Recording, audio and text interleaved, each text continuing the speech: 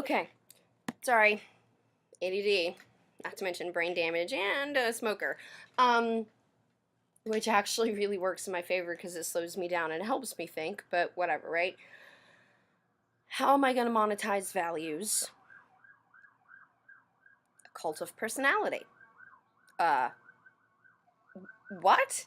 You mean the thing that Hitler, Lenin, and the Kims used so successfully that, well, it took the power of the people to bring down the Berlin Wall. It took the masses to end the Soviet Union. And with utmost love in my heart, the only way the Kim regime will fall is from within. Because, much like a toroidal donut shape, the more pressure you put on the outer arc, and whoa, what is a donut? Nothing but arc. The more pressure you put on the outside, the stronger it gets. North Koreans, sociopolitically, every action we take against them validates their argument.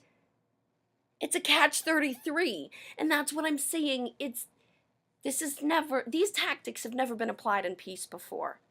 Guess what? I lived. Okay, I mean, and there's no leash on me now. And I'm a veteran with a right to free speech. I am not hurting one, and I am not giving away any secrets that the army didn't have. So please.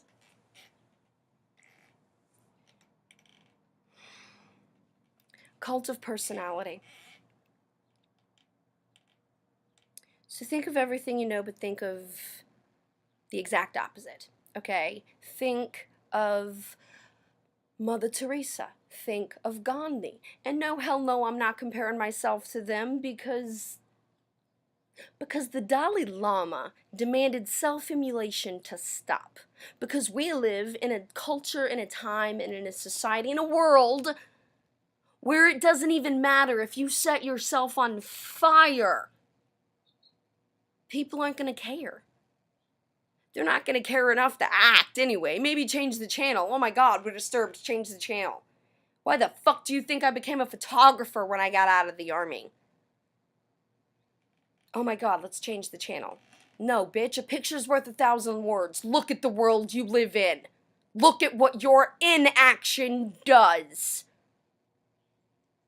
And while we're out there cleaning up your shit, you somehow have us convinced that there's something wrong with us?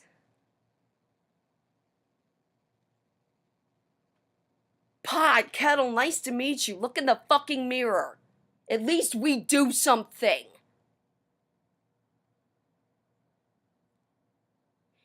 If you're not willing to do something, you have no right to complain.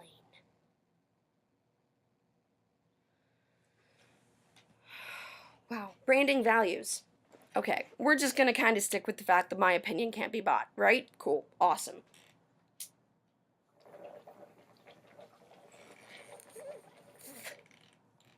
So, you know how Hollywood, God, the fucking money on the gift bags alone that they just blow in Hollywood. Wow, what if we started a movement where, like, stars and shit decided to give the gift bag stuff they don't want? Give it to a veteran organization. I mean, because, no. Keep the stuff you want. Just the gift bag stuff you don't want, give it to us.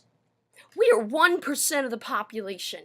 If everybody too big to fail and we gotta bail that shit out, fuck it, too big to fail cost America so much. How much money was it each person could get and we'd still be ahead? Veterans are 1% of the population. The 1% that truly matters. Because we fucking went when you sat on your ass.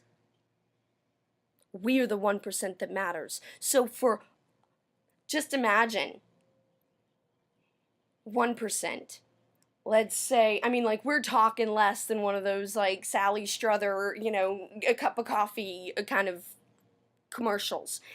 If we were to leverage money in our favor, we'd be fucking rolling in it like that. And America wants to give us their money in exchange for our stories that we have a monopoly on.